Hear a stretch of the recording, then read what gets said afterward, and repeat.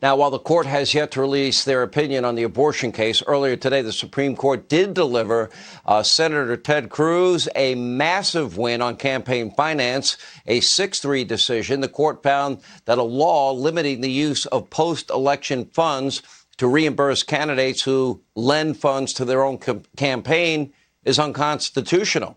Texas Senator Ted Cruz explains. Now, first of all, I think people need to know, how many times did you argue before the Supreme Court?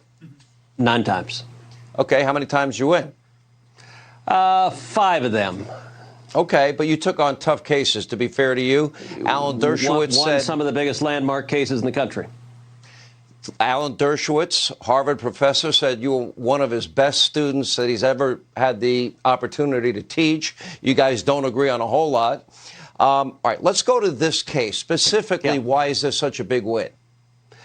Well, listen, if you look at federal campaign finance law, what Congress has done, the number one priority for Congress is to prevent anyone from beating them. And so this law, it limits the ability of a candidate to make a loan to his or her campaign and then pay himself back. And the reason that incumbent politicians want to do that is they don't want anyone to challenge them. They don't want some pesky challenger, let's say some small business owner, to make a loan to put their life savings in and to knock out the career politician. And so they put this cap in place that said, all right, if you loan money to your campaign, you're out of luck. We're going to limit how much you can pay yourself back, and everything above that, tough luck, it's a gift to the American people. And what the Supreme Court said in this case, 6-3, I brought a lawsuit challenging this, and 6-3, the Supreme Court agreed with me and said this is unconstitutional. This abridges free speech. And the consequence of that is this is going to make it a lot easier for challengers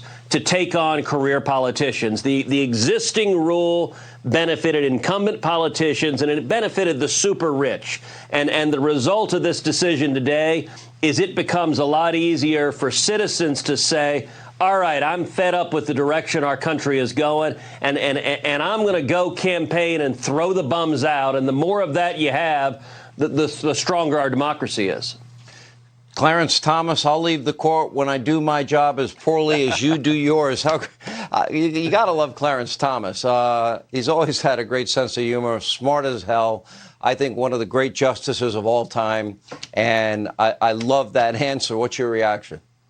Well, listen, Justice Thomas is a great American hero. I know him well. The left is trying to demonize him and attack him. One of the things I love about Justice Thomas, he's got that big, booming laugh. It's almost like Santa Claus. Ho, ho, ho. He does. And he is not intimidated by the leftists that are coming after him. And you know what he just said there that you aired a second ago is this leak at the Supreme Court was the radical left trying to destroy our Supreme Court. It went right to the heart of the trust in that institution. And by the way, I'm convinced it was a leftist law clerk who leaked it in order to bully and pressure the justices to change their vote. Why do you believe that? Because it's consistent with the Democrat pattern for years of politicizing and undermining and attacking the judiciary and the Supreme Court, trying to politicize it. And you look at who celebrated the leak. It was the hard left that celebrated the leak the instant it happened. Immediately after the leak, you saw left-wing groups publicizing the home addresses of the justices, and we're now seeing angry left-wing protesters going to the justices' homes, trying to terrorize them, trying to threaten them. Listen, someone comes to your home, that's where your children are. That's where you and your spouse sleep. And you know, there is a federal statute that makes it a crime to protest at the home of a judge while a case is pending because they don't want people threatening judges in the administration of justice. Merrick Garland, Joe Biden's attorney general, refuses to prosecute these left-wing prosecutors, and the White House is giving the green light to threatening and trying to intimidate the justices. As Justice Thomas said just a minute ago, it's hard to think of an institution in our country the left is not trying to destroy, and we need to be bringing back these institutions to protect our Constitution and to protect the Bill of Rights. It's just like the Democrats only care about one riot, but called Yeah. 574 of them Yes. in the summer of 2020, mostly peaceful. Billions in property damage, dozens of dead people, thousands of injured cops. Obviously, we all care about Buffalo, but they never mention the every weekend violence in many major cities like Chicago ever. Very selective moral outrage. Senator, thank you. Appreciate you being with us.